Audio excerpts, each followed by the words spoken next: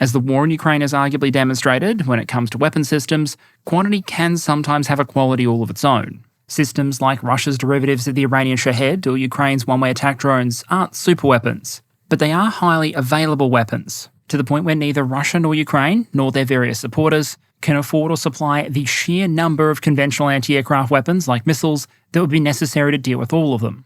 And so we've seen both sides, but Ukraine in particular, turn to perhaps the only weapon system that might be available in quantities large enough to deal with all the drones, which of course is more drones. These are the Interceptor drones that Ukraine has started fielding in greater and greater quantities, with the express purpose of providing another hard-kill countermeasure to their ever more common kin. As a general rule, I talk about drones a lot on the channel for a reason. They're a very disruptive technology. They've had a significant effect on the way the game is played and the economics of modern warfare. How drone interceptors fit into that picture is kind of interesting, because in one sense, they're also massive disruptors, the same way FPVs and bomber drones have been, because they're a significant shift in the way that ground-based air defense conducts its work once this sort of stuff becomes available. But on the other hand, they're actually holding back the disruptive picture as drones get integrated, because they're one of the checks on unchecked drone dominance. If you have drones out there destroying other drones, it prevents the drones running roughshod over everything else, or at least that's the theory.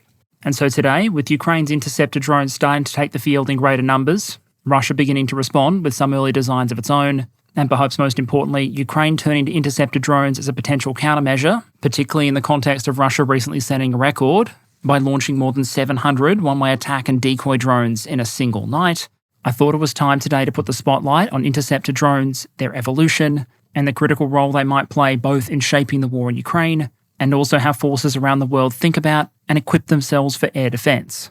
To do that, I'll start with a little bit of Interceptor Drone 101, talk through their evolution in Ukraine, and then I'll flip to the interaction between Interceptor drones and both sides' strategic bombing campaigns. Because as we are seeing more and more long-range one-way attack drones exchanged, and Russia now capable of launching sometimes hundreds of Shaheds and decoys per night, conventional air defense systems just won't suffice alone, and there's a perceived need for something else. I'll note that significant parts of the first half of this episode were originally released as a special release over on Patreon, but because this topic has grown so much in terms of strategic importance, the patrons were kind enough to give me a thumbs up to use a significant chunk of that exclusive content here, albeit with some of the less YouTube-friendly features like engagement footage removed. So if you're wondering why parts of this episode might have a more conversational style than you're used to, that's probably the reason. Before we launch into that though, let me welcome back a sponsor. Now, in an ideal world, perhaps every major international event would get its own 1-hour PowerPoint. But given the pace at which those have been happening in 2025, sometimes even just passing the headlines can be challenging enough, especially when you account for the subtle and sometimes not so subtle differences between how different organisations choose to cover the news. If we flick through a couple of headlines on Russia's recent large-scale drone attack on Ukraine, for example, you'll see different sources can elevate different key information to the headline. This one, for example, highlights that Russia launched its largest drone and missile attack of the war. But ticking over to this one lets you put a number to that, nearly 750 drones and missiles. Whereas this one brings in one final piece of context. Noting the attack came soon after, President Trump pledged additional weapons for Ukraine. The tool being deployed here is ground news. And not only does it allow you to quickly compare headlines, drawing on approximately 50,000 news sources around the world, it also helps you frame that with a variety of potentially useful context. From ownership information to factuality ratings, reportedly based on the work of 3 independent news monitoring organisations. And if you want to dig even deeper, there's a variety of other tools as well, including the ability to customise and focus your feed. But I also think it's worth just flagging this. Staying on top of a fast-moving, often very polarised information environment isn't easy. And while there's no silver bullet for challenges like echo chambers or flawed reporting, that doesn't mean there aren't tools out there that can help. And there's a reason that Ground News was this channel's first and longest running sponsor. And so if you're interested, consider checking out the link in the description that'll give you access to a 40% discount on their Vantage plan. And so with my thanks to Ground News, let's get back to it. Okay, so let's start with a little bit of Interceptor Drone 101, the cannibals, if you like, of the UAS ecosystem. I'm scoping this very simply. An interceptor drone for the purpose of this video is a flying drone whose primary mission is to destroy other drones. They come in a variety of shapes, sizes, and complexity levels, from adapted ordinary FPVs to purpose-built but small UAS designed to knock out reconnaissance drones, like the Russian model you can see on the top right there, all the way up to some of the larger and fancier systems I'll show you that might cost tens or hundreds of thousands of dollars per unit, but which tend to be designed to hunt more mobile and difficult prey. What's tying them all together here is that you're basically taking UAS technology and applying it to the ground-based air defense role. fitting into that wide range of scenarios where previously you might have used an anti-aircraft gun, a missile system, or even a manned fighter. The real development lab for interceptor drone technology that I'm going to focus on today is obviously the war in Ukraine. But in saying that, let me just insert a big caveat up front. Some of the time when you see articles describing a new concept, a new technology, new system, or new tactics being used in Ukraine, sometimes that concept or technology isn't actually new. It just may be the first time that it's being highly publicised or used in an actual wartime environment. Ukraine is absolutely the world's leading development pressure cooker for these kind of technologies, but some development is happening externally. An example might be an article like this one about the Ukrainian Sting interceptor drone. You can see an image of one on the right there. This is basically a specialised interceptor FPV quadcopter optimised for the loitering munition and Shahed hunting role. They're quick, they're agile, they're relatively affordable, and they're capable of vertical takeoff, which means an air defence team using them can be very mobile and launch the things from just about anywhere. You can transport them in the back of a truck, get to where you need to, and then pick where you're going to launch from and attempt the intercept. So absolutely a promising technology and an innovative system, but the idea, down to that specific layout and form factor, isn't really unique. Around the same time that article was being published, for example, I was in Korea at CADEX, and there, on a desk of a gentleman who gave me fantastic side-eye for photographing and filming it, was this thing. That is a Kaiden high-speed CUAS drone, a high-speed quad-rotor VTOL drone specifically built with that interceptor role in mind, as you can tell either by their website or the giant board illustrating the concept that they had behind the system. I think it was a bit optimistic depicting what looks like an F-16 as the target on the board, considering I think depending on the version of the Kaiden it tops out at an altitude of between 1 and 3 kilometres, but the basic concept is there. A launcher system on the ground that keys in on incoming, launches a team of the Kaiden drones that are then cycled in to attempt interception, with the surviving systems then rotating back and landing. Think a baby VLS connected into whatever sensors you have available locally to serve as a kind of short-range air defence system. In other words, a lot of the concepts we're going to be discussing have in many cases been out there. It's just the Ukrainians are the first ones to actually try, develop, use and iterate them against an opponent like Russia. That said, let's go back to the early stages of interceptor drones in Ukraine and then talk about why and how they've evolved. The initial pressure for this technology to be developed and rolled out in scale is probably relatively simple. If you think back to 2022 and then especially 2023 and onwards, the Ukrainians had a problem. Actually, it's probably fairer to say they had lots and lots of problems, but the one we're concerned with here are Russia's fixed-wing reconnaissance drones, things in the sort of Super Cam and Orlan class. Those are too cheap and too available to be routinely dealt with using air defence missiles, but they're going to be basically immune to small arms fire, and they played a critical role in making Russia's fires so dangerous. They could find targets for Iskander and long-range artillery, spot for Lancet loitering munitions. Some Orlan series drones have laser designators for Krasnopol-guided shells. So there was a strong incentive for Ukraine to try and find a way to deal with this specific link in Russia's kill chain. One thing the Ukrainians did have available in quantity was drones and drone operators, and those have only become more common as the war went on. Just as when all you have is a hammer, every problem might look like a nail, when all you have is drone, every problem looks like a drone target, leading to the initial development of an incredibly advanced technique that allows you to use an FPV drone to counter a Russian reconnaissance drone. And while I'll have to scrub a lot of footage for this YouTube version, if Robot Wars is allowed, this should be as well. So let me show you all some not at all secret footage of a truly cutting-edge anti-drone technique. This is actually much more recent footage, but given the quality, I thought it was a good illustration of the concept. Basically, you take the object you have, and you smash it into the object that you don't want your opponent to have. In this case, that then causes the target drone to know that something is terribly wrong, pop its recovery chute, and then float down to Earth. Of course, then evolution is a thing, both in terms of the munition or method of target destruction, making it more reliable, and secondly, the performance of the interceptor itself, which opens up additional targets to potentially being hit and increases the odds of a successful interception. To focus on the lethality or munition side first, you can basically divide this into two separate categories. The first is making that basic ramming strategy more and more lethal, usually by adding a more capable munition. And those include things like directional fragmentation payloads, so you do not need a direct hit in order to damage or destroy the target. Given these targets are not going to be armoured and aren't exactly designed for survivability, oftentimes that's going to be enough. And given the interceptor is usually going to be cheaper and more accessible than whatever it's being used to intercept, treating the thing essentially like a very cheap missile is often going to be a viable solution. But it seems some Ukrainian units have taken the view that potentially they can do better by going with options that might allow them to take down the target drone while recovering their own one afterwards. As you can see here, in most cases, we're not seeing this done against more capable Russian drone targets. Think Lancet loitering munitions or high-flying reconnaissance drones. It's the cheapest of the cheap, the DJI Mavics, the off-the-shelf stuff. There, in order to make interceptions frequent enough and economical enough, reusability is probably the way to go. And that includes this solution you're seeing here, which is dropping nets on things, as apparently rotor drones don't tend to perform particularly well when the rotors can no longer turn. This option is probably most effective against drones that aren't maneuvering because they don't know they're under threat, and it requires a level of drone skill that's somewhat reminiscent of drone bombing attacks. And if you can do it, the payoff, at least at a local level, might be worth it. You can see that some of this footage is being taken at night, which suggests the target drones probably have thermal cameras on them, and those still tend to be somewhat at a premium compared to the stuff that can only operate during the daytime. Then there have also been some more kinetic options experimented with, which have given us some very low-cost, distinctly 21st century dogfights. At its most basic, this might include the use of drone bombers against FPVs set up in things like ambush positions, where operators park FPVs on the ground along key supply routes, waiting for opposing supply vehicles to pass by, at which point they can activate the drone and engage that target. To help counter that tactic, we've seen bomber drones sometimes patrol those supply routes, trying to identify any drones waiting in ambush, and then dropping a small explosive payload to help make sure that supplies get to where they need to.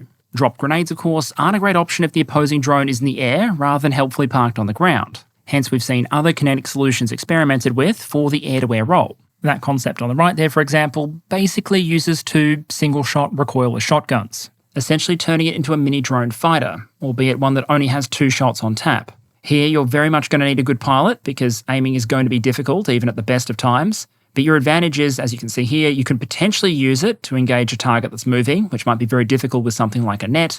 And it's not like you're going to break the bank or stress your supply chain trying to source shotgun shells and a couple of metal tubes. There's also obviously a lot of potential for this kind of concept to be developed on and to evolve, especially if you're using a larger drone platform, the one that seems to be used in this case. Noting, for example, we've already seen an American experiment that involved mounting a small minigun on a more conventional drone. But the basic idea here is that you have a way to make the attacking drone reusable and reduce the cost per engagement even lower than it was before. The other major line of improvement, beyond just making the things more lethal, has been changing the configuration and performance of the interceptors, or at least some of the interceptors. The big change here has been from overwhelmingly using quad rotors or adapted FPVs towards more fixed-wing designs. That might make them harder to use, launch and recover compared to a conventional quad rotor, but there is a reason that aircraft tend to have wings, and so especially for higher-end targets, a fixed-wing interceptor might be the way to go.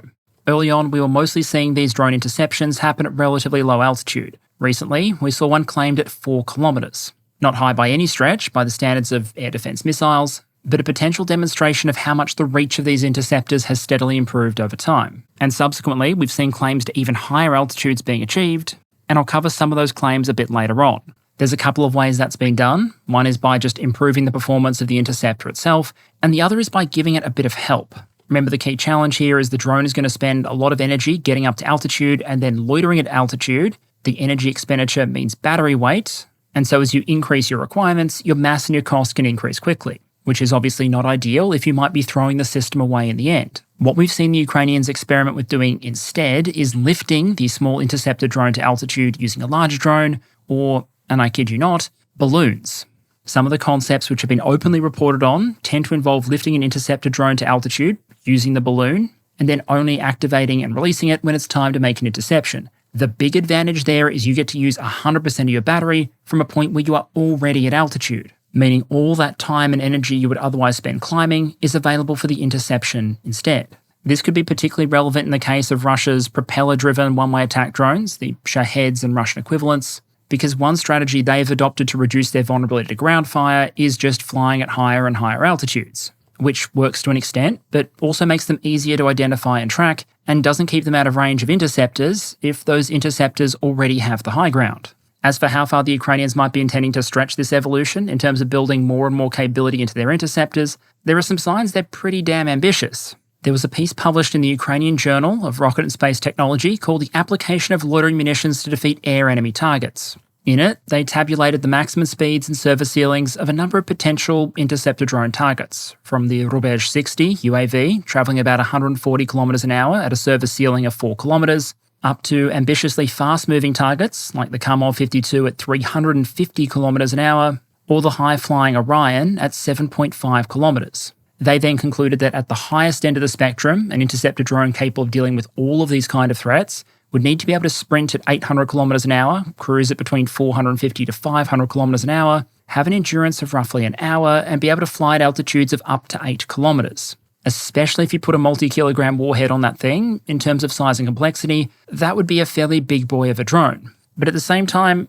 not a practically impossibly big drone. And we've already seen Western programs that are intended to deliver relatively high subsonic speed, loitering interceptors like the Roadrunner, which we'll talk about a bit later on. For the defenders, in this case the reconnaissance drones or long-range loitering munitions, adaptation isn't simple. Almost by definition, in most cases you'd expect reconnaissance drones to be flying behind enemy lines, which makes support from electronic warfare assets more difficult. And even if we started to see more reconnaissance drones mounting short-range jammers, which reportedly has happened in a number of cases, the weakness there is already being experimented with, which is the autonomous terminal guidance solution, where the pilot tells the cheap onboard system that might be powered by a $100 chip that yes, that is a target that I want you to go smash into, and from this point on, if we do lose signal, be a good little interceptor drone and go make yourself acquainted. We've also seen reconnaissance drones attempting to maneuver to avoid interception, but you'd expect a small, agile interceptor drone to be able to outmaneuver something like a large reconnaissance drone, or larger reconnaissance drone in this case, since everything is relative.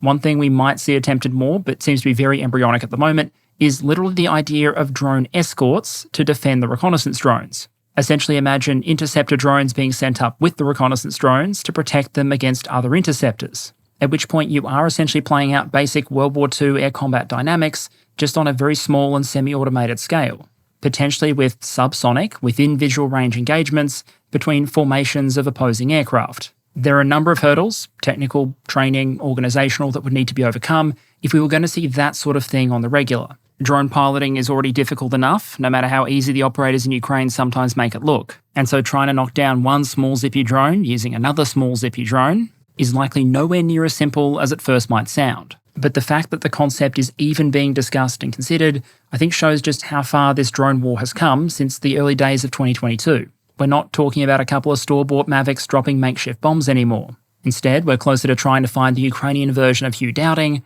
and standing up Drone Fighter Command.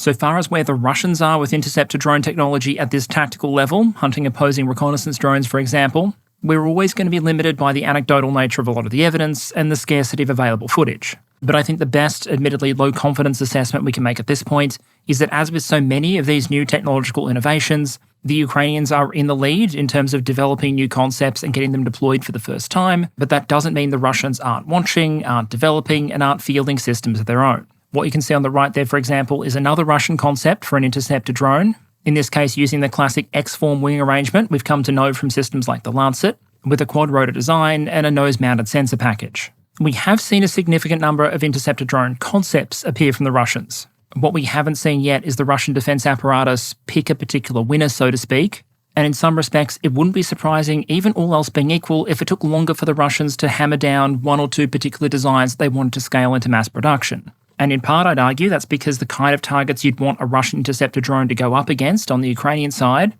just tend to be quite diverse and might call for different systems to deal with. If you're the Ukrainians and you want to counter Russia's long-range strategic bombing campaign, for example, with interceptor drones, then you pretty much know the performance characteristics of the two target types you have to deal with. You need to be able to knock down the Russian derivatives of the Iranian Shahed and the somewhat foam-built, usually decoy Gerberas, both of which we'll talk about a bit later on.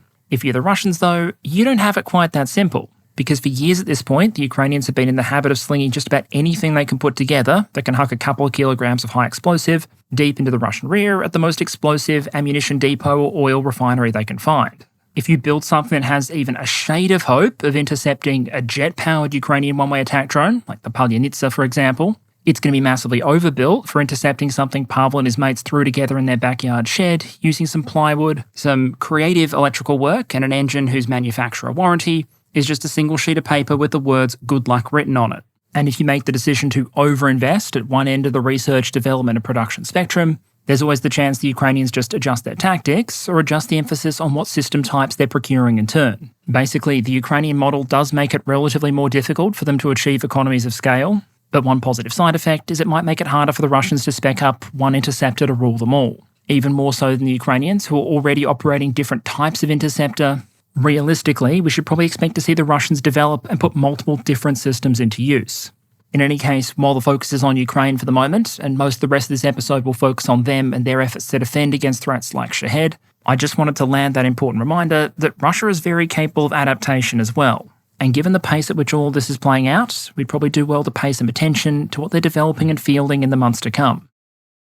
But let's pivot to talking about Shahed and the long-range drone campaign for a moment. Because up till relatively recently, almost all the visual evidence we have for interceptor drones being used is relatively close to the front line. They weren't being used against Shahed, they were being used against loitering munitions, reconnaissance drones. But there are a series of reasons now, pretty much all coming together at the same time, pushing the Ukrainians in particular to develop this technology and the associated techniques for air defense against those longer-range drones. Why?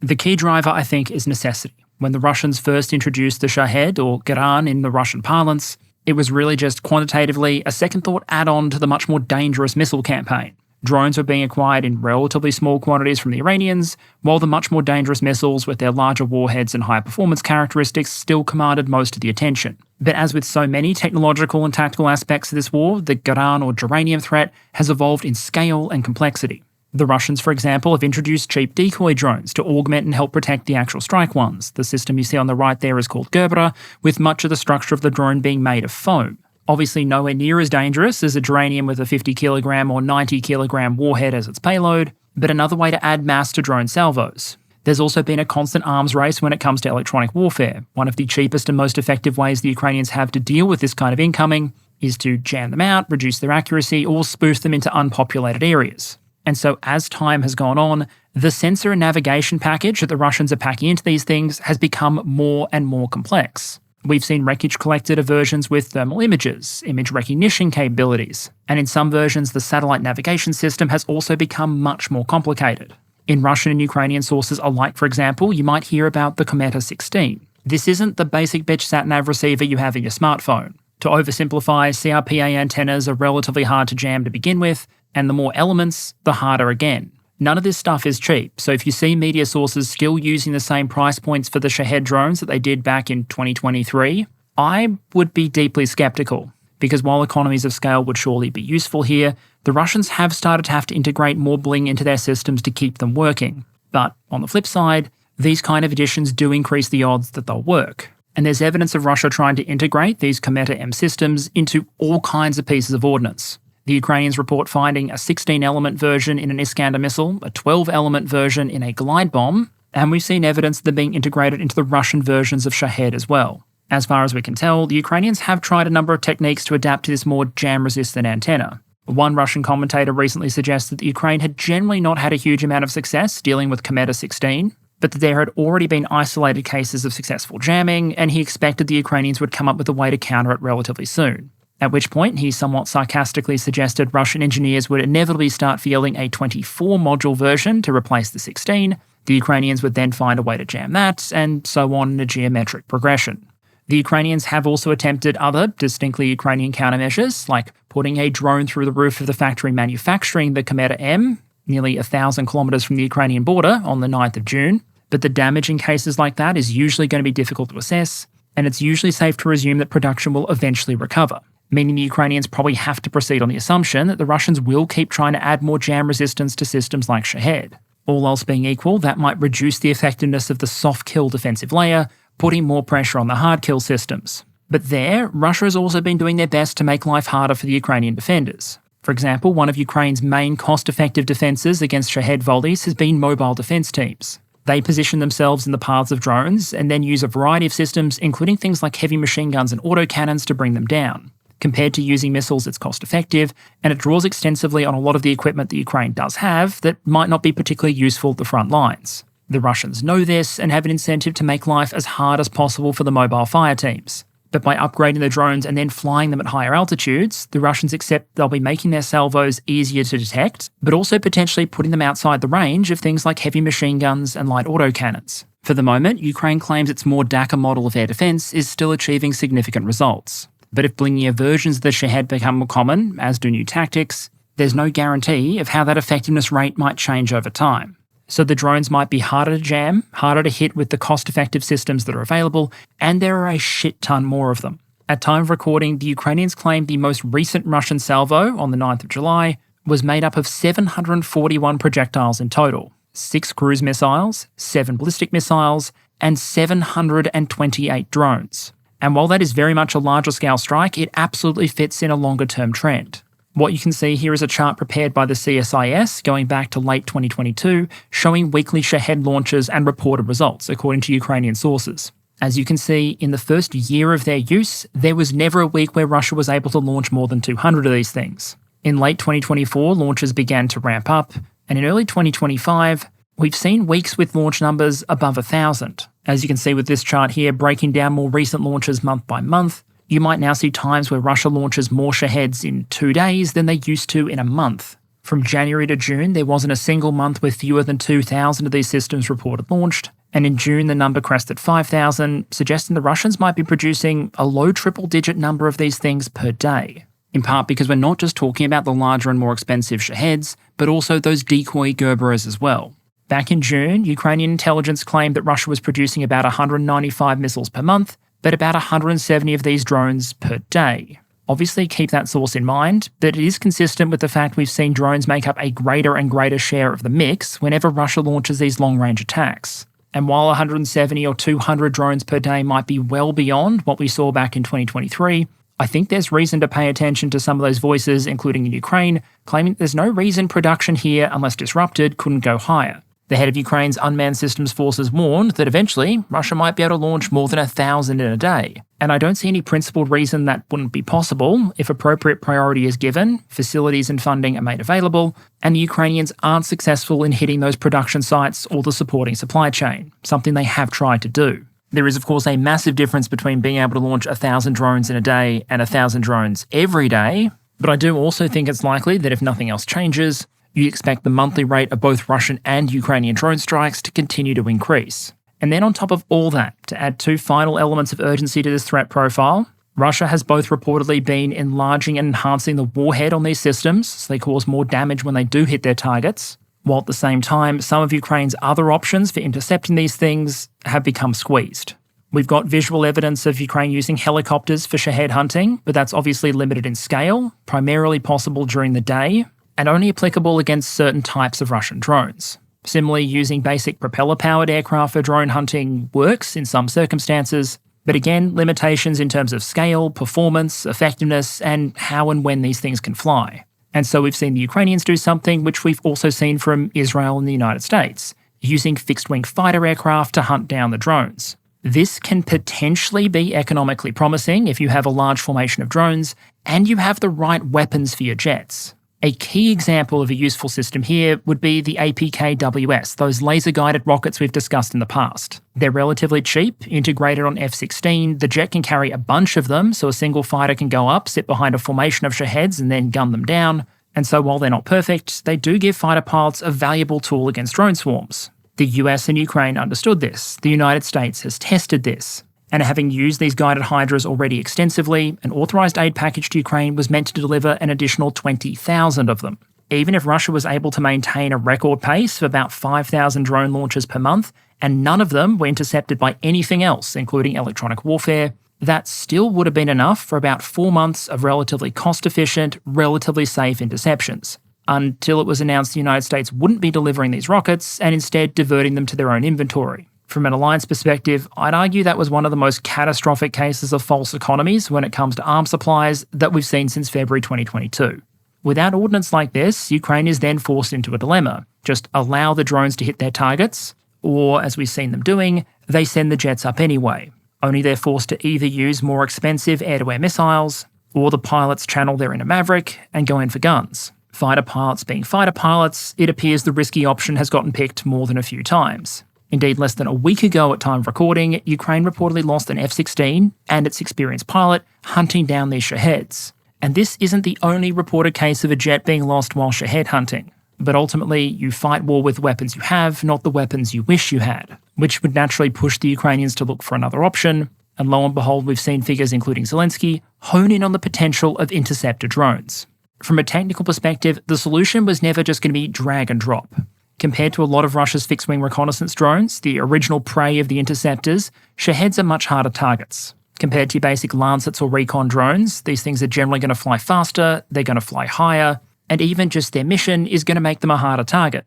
A Recon drone like an Orlan might be expected to hover and maintain awareness over a particular area, but a Shahed is going to be in special delivery mode from the moment it's launched. You can't take your time to get to it while it's casually circling an area. You have to catch it during a window of opportunity before it reaches its target. Meaning to reliably hit them, you're either going to need some very sly tactics or a higher performance interceptor. And the speed at which we've seen those systems iterated and start to appear has mirrored the typical transwarp velocity of so much of Ukraine's drone development effort. Some of the first visual evidence I'm aware of a Ukrainian interceptor drone bringing down a Shahed was released on the 19th of May. This was an intercept reportedly by one of those Sting VTOL drones I showed you an image of earlier, showing a relatively clean David and Goliath-style intercept given the comparative size of the two systems. But we pretty much know that Sting isn't the only system out there. We've seen a variety of different concepts, including that pusher flying wing design you can see on the right there. We haven't seen all of them, but I've seen various sources claiming that 4 or 5, potentially suitable for Shahed interceptor duty, might either be in development or approved. And from seeing a single video of a single Shahed intercept in late May, by the 1st of June, we had one specialised unit within the Ukrainian Unmanned System Forces claiming 15 Shaheds brought down by their specialised interceptors. Now, at this stage, we are clearly still very much at the start of this story. The data is very murky and mostly reliant at this point just on Ukrainian claims. The Ukrainians at this stage are going to be very careful about what footage they choose to release or not release. While the Russians in most cases won't just not have footage, they might have no idea if a drone was brought down, and if so, by what. But with the appropriate degree of caution, here's a couple of things I can pass from what the Ukrainians have chosen to release. 1, we know senior Ukrainian commanders and leaders have very publicly made this a priority. That includes Zelensky, and that includes Brovdi Magyar, the head of the Unmanned Systems Forces. And just in case there was any doubt, on the 14th of June we saw Ukraine's Air Force post the following quote, "Assignment number 1, the cultivation and scaling of means that already work effectively, most of all increasing the number of unmanned aerial vehicle interceptors." End quote. We've seen international alliances leveraged, traditional Ukrainian producers engaged, although as is often the case, turning stated intentions and priorities into signed contracts and production output does introduce something of a time delay. Item 2 is the technical performance of these systems does appear to be improving to match the task. The Ukrainian Wild Hornets group claimed to have developed an interceptor drone capable of climbing to 11 kilometres altitude, roughly 7 miles. And so far as the speed requirement goes, the few videos we've seen so far do suggest the Ukrainians have managed to find the pace to outsprint and down at least the propeller-powered Shahed models. Noting the Russians, like the Ukrainians, are likely to field, I think, at least a small number of much faster, more expensive jet-powered drones as well. Point 3 is that even though the threat has clearly outpaced the countermeasure in terms of how many Shaheds Russia is producing and launching, Ukraine's effort to field more and more interceptors does appear to be generating results. There's some video here that I had to cut that was originally in the Patreon version, so instead I've thrown up the most recent report by the Ukrainian Unmanned Systems Forces grouping. This force only accounts for one chunk of Ukraine's drone operators, and all the normal warnings that come with using claims data also apply here. But in terms of trend, it's been interesting to note how many fixed-wing drones have started to make their way into the claim data. In June, for example, as you can see, the USF grouping claimed to have brought down 435 fixed-wing drones, although unfortunately that doesn't split things up between reconnaissance, loitering munitions, and one-way attack. Those aren't insignificant numbers, especially when you consider that most of these fixed-wing drones they're going to be targeting will cost tens or hundreds of thousands of US dollars equivalent, while the interceptors bringing them down might, depending on the type, only cost $2,000 to $5,000. In that respect, the larger scale impact of these intercepts takes two forms. Those interceptor drones are no longer able to do the mission they were sent out to do, whether that be destroying valuable equipment, spotting for artillery, etc. And at the same time, that exchange reverses the typical shot exchange problem. Because with an interceptor drone, kind of like using those machine gun or autocannon options, you have a defensive solution to a problem that costs less to use than the offensive weapon it's intended to destroy. Given Ukraine has always operated at a resource disparity compared to the Russian Federation, tools that it can scale successfully and use efficiently are always going to be at a premium. And based on what we've seen so far, interceptor drones might be one of, potentially the only efficient solution that Ukraine has to this emerging problem. And so I think it's fair to say the race is on, and I'd warn against being too complacent here.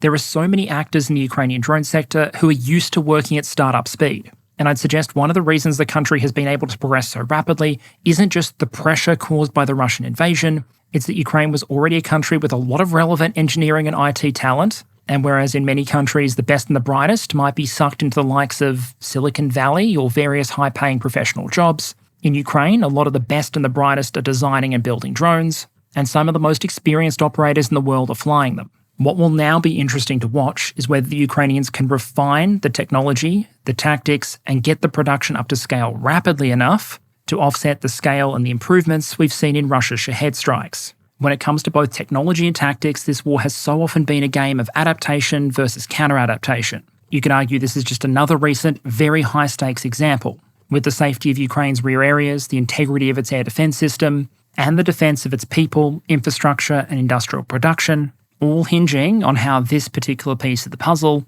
might potentially be able to augment a very capable but overstretched air defence system. The question you might inevitably be asking then is, what does all that potentially mean for countries outside of the war in Ukraine? What might the impact of this technology be, and how could it possibly be used? Noting that we are still very, very early in the doctrinal and technical development process. My first observation here is that we're talking about a concept, drone interceptors, not an individual system. And they're going to be very, very, very diverse. There might easily be 2 orders of magnitude of cost difference between an adapted FPV used to knock down relatively basic targets and a jet-powered fixed-wing interceptor that's being used against much more challenging quarry. And so just as not all missiles are alike, I can imagine that not all interceptor drones will be alike, and they'll fill different tactical, operational, and strategic purposes. At one extreme, for example, you might have loitering interceptor drones that are basically functioning as an extension of a vehicle or a platoon's active protection system. Those things, like the interceptors in an APS, would presumably be very small. And while they probably wouldn't be useful against the kind of threats that APS were originally designed and optimized against, like anti-tank guided missiles that are going to approach their target very, very quickly, maybe you'd want an answer to threats like Lancets and FPVs, subsonic threats, essentially. Then in a slightly higher size, you might have systems, as you already do in Ukraine, that do part of what is currently the manpad's job, or part of the SHORAD role more generally.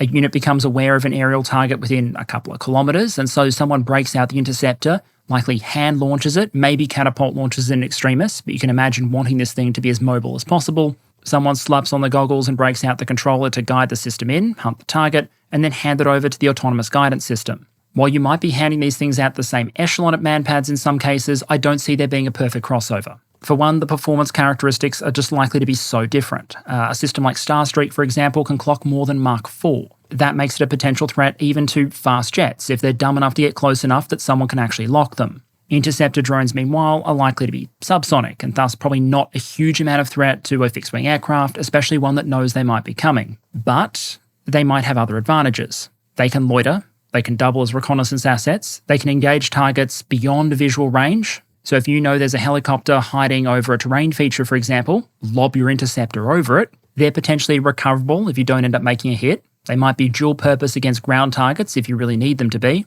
And compared to manpads, their countermeasure vulnerabilities are going to be different.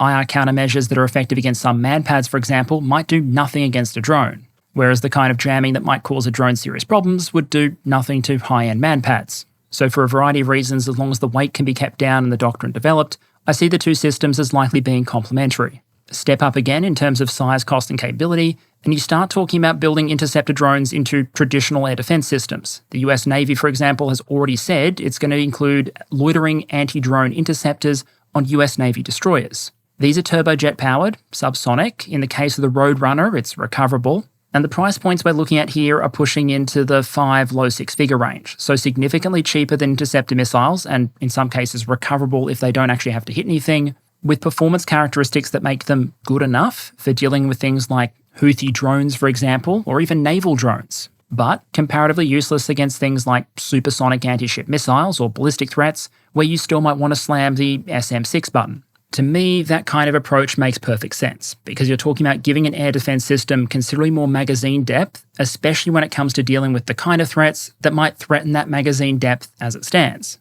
You're probably not running out of standard missiles because someone is throwing literally hundreds of high-end anti-ship threats at you. And if they are, congratulations on being so important in their eyes. More likely, somewhere like the Red Sea, you may run into magazine depth issues as a result of constantly facing off against lower-end threats, which is a problem that you might be able to mitigate if you have a deep magazine of lower-end interceptors. with the critical point here being that unlike asking captains to fall back on their gun system or a short-range laser or high-powered microwave, the interception here would still potentially take place at range. These are loitering defensive munitions. They can loiter beyond the ship itself. And what that means is if they do fail, because they will fail some of the time, the commander is going to know that, potentially with enough time to still use a higher-end option to defend the vessel, rather than having to let something through standard missile range deliberately in order to try and use a shorter-range option like the main gun. You can imagine similar concepts applying on land, where you might have a launcher for a number of roadrunners being carried around on a Humvee or an armoured vehicle, and then being launched as part of the wider unit's air defence scheme if an appropriate threat is detected, or even potentially being used in a loitering mode if the threat is perceived, in which case you essentially have a very small-scale combat air patrol, if you like, of these little interceptors zipping around, already at altitude, waiting for something to go smash into. And I mean, to get technical about it, if we're going to say an interceptor drone is any drone whose task is to go out and shoot down other drones, then you could even argue that larger UCAVs could potentially fit into the interceptor drone role. What you might imagine there is a collaborative combat aircraft or a French Neuron or a Russian Okhotnik or some similar sort of system that you then equip with some kind of anti-drone munition. For example, maybe instead of sending up a Ukrainian F-16 with some cheap laser-guided rockets, you instead send up a UCAV equipped with basically that same armament. Even if most UCAVs are going to be smaller than your average manned combat aircraft, if the US has been able to fit 14 rockets per pylon on F-16, I can imagine even a smaller UCAV potentially carrying enough ordnance to be useful in that interceptor-style role. And again, if you're operating in friendly territory, the odds that you're jammed out by the opposition, lose communication, or disconnected from your wider sensor system is probably lesser than if you're flying in enemy territory. For the moment, almost all of that is mostly hypothetical. What we have is a still evolving technology, and we're making educated guesses about how that technology will develop and how it will eventually be used. So basically, I'm reminding all of us that all of this could be wrong, of course, and it wouldn't be unusual by historical standards for development to take a very unexpected turn. But based just on what we've already seen, I think there are already a number of major dynamics of interceptor drones in Ukraine and beyond that we can flag as potentially relevant. The first is that they are one of the more promising answers out there to the threat of affordable precision and omnipresent ISR. Reconnaissance and small attack drones have reshaped the battlefield in Ukraine because they're everywhere, because they're affordable, and because they're effective relative to the resources that go into them. The interceptor drone, along with things like directed energy weapons, are one of the few development lines we have at the moment that potentially offer the prospect of an affordable interceptor to answer affordable precision. The second element is that just by existing, interceptor drones might force opposing adaptation. If, for example, in order to make your reconnaissance drones less likely to be intercepted by drones, you need to make them fly higher, faster, have better countermeasures, maybe have a defensive electronic warfare suite, move over to a jet engine, you name it, there's a chance that with every one of those defensive adaptations, you increase the cost and complexity of the system until it's suddenly economical again to start shooting them down with manned pads and missiles. An all-on at $150,000 is a shot exchange problem. An all-on at $700,000 isn't. And so even if an opposing force is able to adapt their technology and tactics to reduce the effectiveness of the cheapest kinds of interceptors, that might be a victory for the defender anyway. Another note is there's a possibility here of taking the democratization factor, which is drone warfare, increasing the capabilities of low-resource forces against high-resource forces, and essentially increasing the discrepancy again, creating a kind of win harder mechanic. Because while both the well-resourced force and the irregulars might have access to cheap, affordable FPVs and similar strike drones, they're not likely to have symmetrical access to the defences against those drones. The defensive side of this problem might benefit from having more expensive and difficult-to-access systems like radar, an integrated air defence system, good networking, and that's a lot harder to source and source cheaply on the open market than a DJI Mavic. That said, I don't think that's the kind of defensive capability that can be taken for granted. It would need to be well considered, heavily invested in, which would mean answering doctrinal, not just technical questions. But if you're Team Conventional Force, you might see some promise here. A final note, though, might be that even if drones are being used essentially to try and keep other drones in check, you can't ignore the potential impacts on other systems, other platforms. If you now have airspace that is saturated with small, affordable, loitering interceptors with admittedly small warheads, but autonomous targeting solutions so they can survive jamming and recognize targets by themselves if they need to, that are capable of reaching speeds of 500, 600, 700 kilometers an hour, what does that potentially mean for other targets that might be currently occupying that airspace? But what that might mean for the potential future of some of those platforms is ultimately a topic for another episode. My closing reflection on them in the context of the war in Ukraine then would probably go something like this. A lot of voices we heard back in 2022 seemed to be convinced that drones were an anomaly, that they were an unusual adaptation, and eventually forces would figure out how to counter them, and drones would fade into the background somewhat among other weapon systems. Instead, the trend we have mostly seen is more drone with every month that passes. More common drones, more capable drones, more diverse usages of the drones. And one of the few things that have kept the drones in check have been other drones. And while that shield-sword relationship might occasionally give the impression of a situation that isn't changing that much, the fortunes of the reconnaissance drone, the fixed-wing reconnaissance drones, has changed dramatically already. Once air defense missiles started to become a bit rarer and rationing very much a thing, the Orlans, the Supercams, the Zalas had a period where they were quite survivable and could be used with a degree of impunity, certainly compared to their price point. Now, you have individual Ukrainian groups that claim to have downed literally hundreds of the things, with some of them posting the visual evidence to boot. Beyond just the expense of the drones that are being lost, that's had implications for how Russia can use its fires. For many Ukrainian units in the past, these kind of reconnaissance drones were the harbingers of doom. The thing that came before an Iskander, before a Tornado, before a Krasnopol. And it seems relatively less common now for Russia to be able to get these recon drones deep behind Ukrainian lines and find sensitive targets than it was earlier in the war. In that respect, I'll add now, speaking in July, interceptor drones have already played a critical role shaping this war. A technology that was basically unknown on the front line prior to February 2022 has become one of the primary answers to the unchecked dominance of the cheap reconnaissance drone. The battlefield in Ukraine is still extremely dangerous with a lot of responsive fires and a high degree of transparency. But further away from the front line, where your basic reconnaissance quad rotors can't reach, interceptor drones have been a critical part of preserving at least some degree of protective opacity. Now, having already shaped the dynamics of the battlefield once, there's a question about whether interceptor drones in Ukraine will be able to do it again. For Ukraine, the Shahed Threat is real and scaling. The systems are becoming more capable, existing countermeasures less effective, and if you turn the table around, you could say the same from the Russian perspective as well. In terms of feasible, scalable technical solutions to that growing threat, the Ukrainians in particular seem to think that interceptor drones are fairly high up the list. And so how much damage those two long-range drone campaigns are able to do, how much pressure they're able to exert, and how they're able to shape the dynamics of the war and the power balance at any negotiations may well come down to another high-stakes game of who is able to develop, field, and scale first. I'd argue Ukraine has already been able to do it once against a less demanding target type. Only time will now tell if they're able to do it again.